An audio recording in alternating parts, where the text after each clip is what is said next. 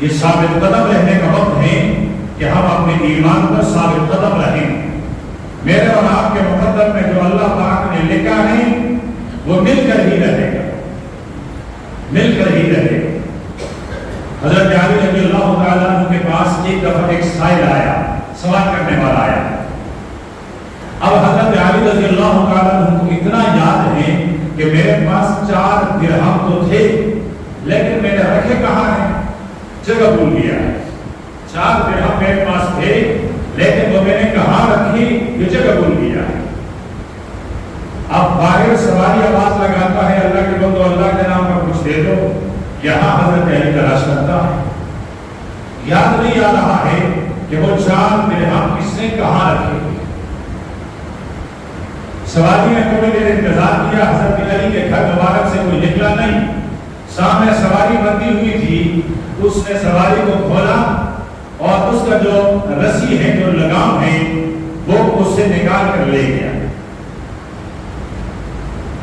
تھوڑی دیر کے بعد خادم آیا تو عرض کرنے لگا کہ حضرت آپ کے سواری کا جو لگام ہے جو رسی ہے وہ کوئی چور لے کر چلا گیا.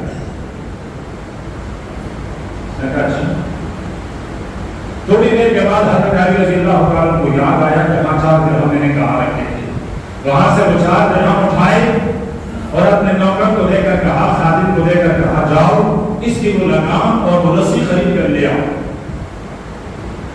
یہ بازار میں چلا گیا لگام خریدنے کے لیے، دیکھا کہ وہی آدمی بازار میں کھڑا رسی بیچ رہا ہے.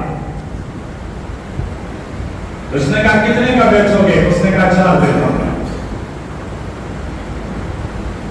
خادم نے وہ 4 درہم دیے، لگام خریدی، واپس آ کر مسکراتا ہوا کہ حضرت یہ 4 درہم میں خرید کر آیا ہوں لیکن وہی لگام خرید کر آیا ہوں جو ہماری سواری کا تھا اور کسی نے چرایا تھا. حضرت علی رضی اللہ عنہ مسکرا کر فرمانے لگے یہ وہی سائل ہے جو تھوڑی دیر پہلے دروازے پر آیا تھا، لیکن اگر یہ صبر کرتا تو 4 درہم اس کو حلال کے مل جاتے. میں نے تو ارادہ 4 درہم دینے کا کیا تھا لیکن ڈھونڈ رہا تھا، تلاش کر رہا تھا، مجھے مل نہیں رہے تھے. اس نے صبر نہیں کیا، اس نے میری سواری کی لگام چرائی اور آپ نے اس سے جا کر خریدا. 4 درہم پھر اس کو مل گئے اور وہی مل گئے جو میں دینا چاہتا تھا لیکن حلال طریقے سے نہیں، اس کو وہ ملے حرام طریقے سے. اگر یہ صبر کرتا تو اللہ پاک نے اس کے مقدر میں یہ 4 درہم حلال کے بھی لکھے تھے. تو اللہ پاک نے میرے اور آپ کے مقدر میں جو لکھا ہے مل کر رہے گا.